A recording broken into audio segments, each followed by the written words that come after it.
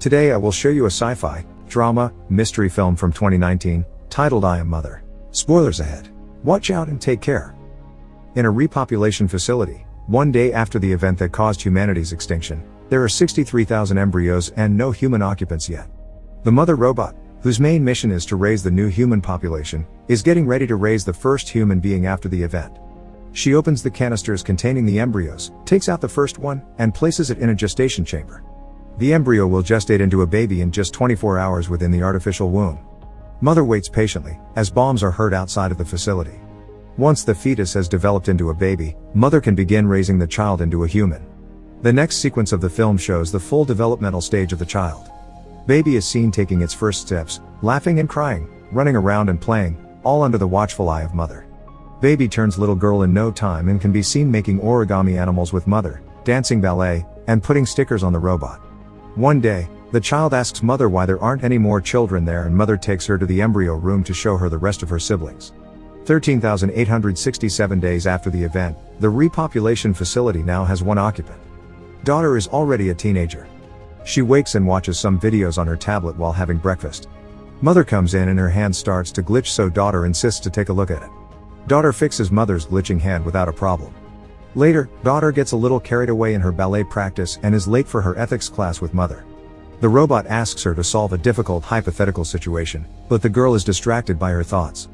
When she eventually has a discussion with mother on the subject, it becomes apparent that mother's main focus in her education is the concept of humanity and survival.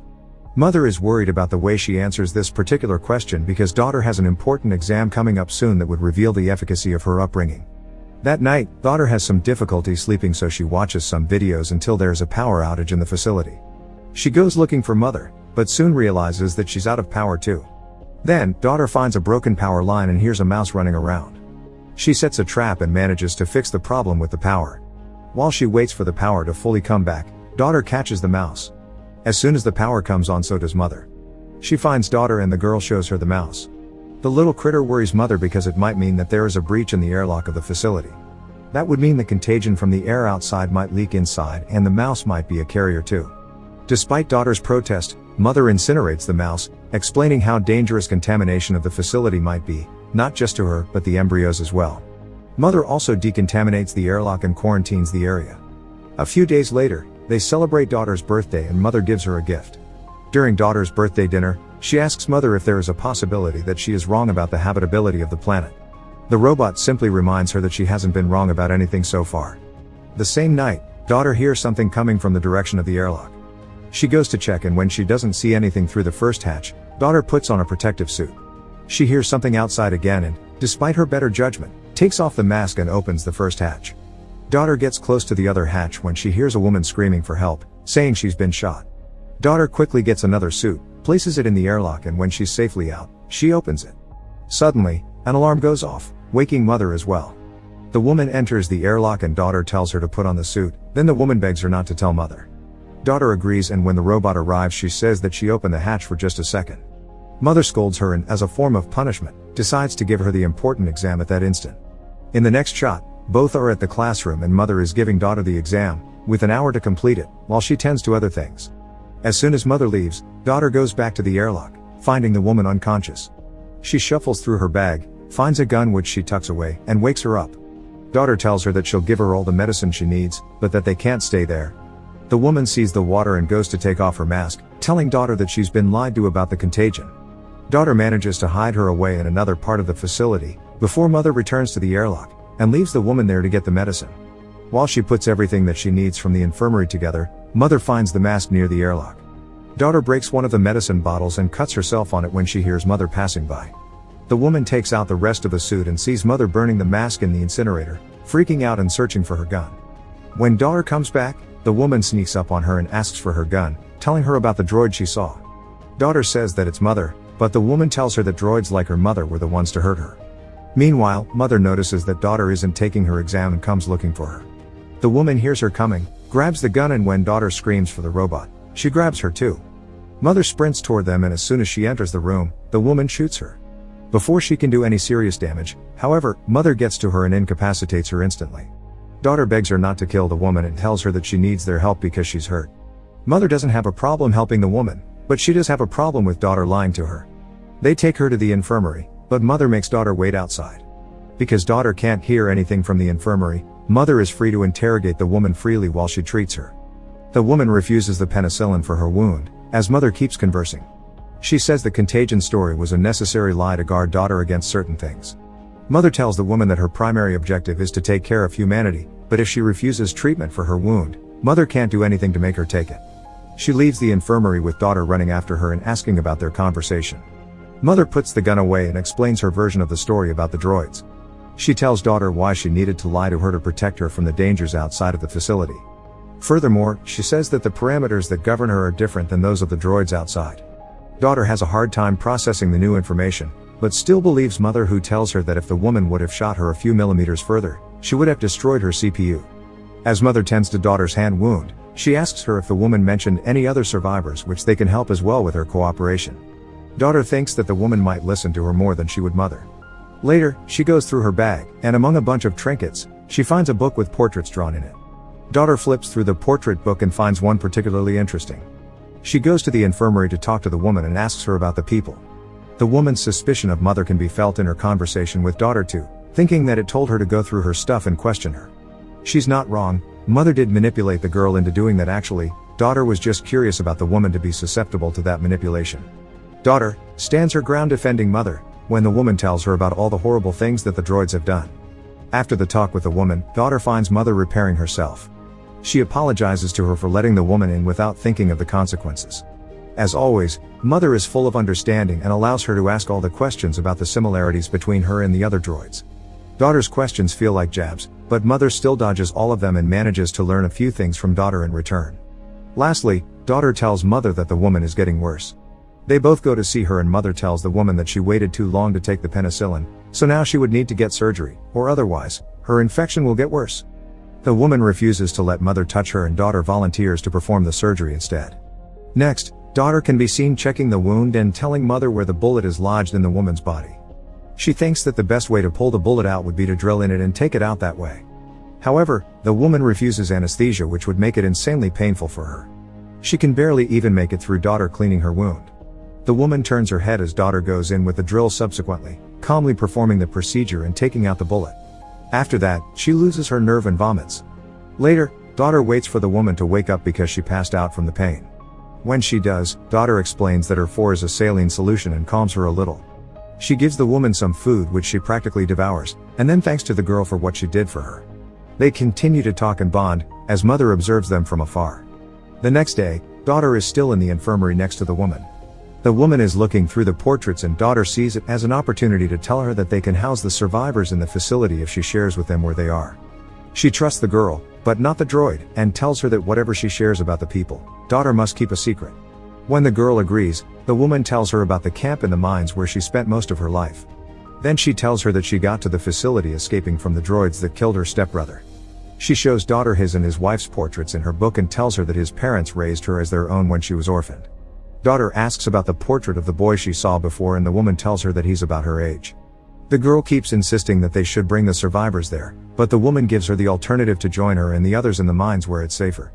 Mother interrupts their conversation and tells daughter that the woman needs to rest while she needs to do her exam. As the two of them leave the infirmary, mother tells her that the bullet fired in her chest matches the one daughter extracted from the woman's wound. Droids don't use the same type of gun, so mother implies that another human might have shot the woman, possibly with good reason. Daughter is worried by that information but still doesn't share the woman's secret. The important exam that daughter takes is constructed around psychological and ethical questions, checking her judgment and empathy levels alike. Meanwhile, mother goes through the woman's things and activates a locator that she will return in the bag. The two last aspects of the exam are the physical and medical. Once complete, mother tells daughter that her results are better than ever. As a reward, she lets her pick an embryo from the lot and finally have a sibling as she has always wanted. Mother commends her for being patient over the years and demonstrating great character. Daughter chooses a male embryo and puts it in the gestation chamber, which sets the timer for 24 hours until the baby is fully formed. Mother and daughter have a nice moment together. The woman makes a weapon when daughter comes to the infirmary to confront her. The woman instantly makes her doubt mother's story about the bullet, convincing her to check for herself. So, later that night, daughter takes mother's broken hand and uses it to open the cabinets where the bullets are kept. Making the side-by-side comparison, daughter notices that the bullets are of completely different size and that mother lied to her. While still in the storage room, she finds a drawer with no label on it. Inside, she finds documents labeled for embryo number 2.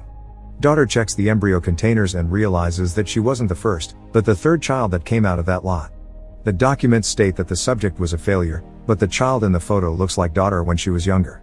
Daughter also checks the incinerator for human remains and finds a human jawbone between the ash. The document has the subject as aborted. All of this information breaks daughter's world apart and she goes to talk to the woman again, admitting that she was right about everything. The woman tells daughter that everything she feels is natural and human, unlike mother who feels nothing for her because she can't. That prompts daughter to ask how long it would take them to get to the mines, for she has made up her mind that she will go with her there. However, the girl wants to wait for her brother to gestate fully so she can take him as well. She's not afraid only about leaving him with mother, but the others as well. The woman tells her that they can leave and get help from the people of the mines, though daughter is adamant about taking her brother with her. They will wait for him, then come back for the others later. The next day, daughter packs the supplies for their journey when mother catches her doing it. She lies to her that she's taking the stuff to spend some time with her brother, so mother takes her to the kitchen to show her how to mix his formula. Daughter gets anxious standing next to mother, who comforts her by saying that she will make a great sister. Then, she exits the kitchen and locks daughter in because she knows what she's planning. Mother goes to the infirmary to confront the woman while daughter tries to get herself out of the kitchen. The girl quickly figures out to use a type of gas to freeze the glass and then break it. In the meantime, mother plays a recording of the woman's conversation with daughter, letting her know that she's aware of their plan. Mother doesn't want daughter to have a miserable life like the woman and won't let her go. Suddenly, the woman sees an opportunity to attack her and manages to incapacitate the droid for a moment, but she just keeps on going, grabbing her by the throat. Meanwhile, daughter thinks to activate the fire alarm, which draws mother's attention and she releases the woman from her grip. As the droid goes to investigate the possibility of a fire, the woman escapes and finds daughter in the maze of the facility. She convinces the girl that they will come back for the others if they escape the facility now and get the people from the mine to help them. They get to the airlock, but mother finds them there fast. When she sees her approaching, the woman grabs daughter as a hostage to make mother open the door.